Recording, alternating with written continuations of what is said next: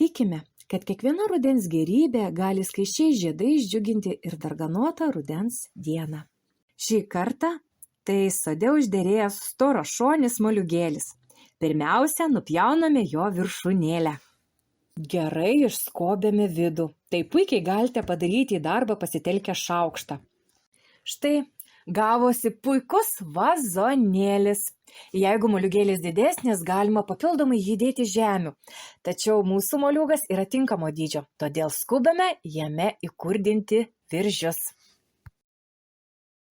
Kągi, pusė darbo jau įveikta. Dabar kuriame smeigtukus, kuriais papuošime savo rudeninę puokštę.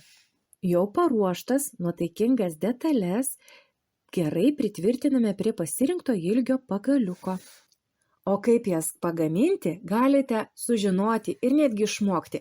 Apsilankę Linkuvos kultūros centre kiekvieną antradienį 15 valandą kūrybinės studijos bitutės užsiėmimų metu. Pažadu, išpliurpsime visas gamybos paslaptis.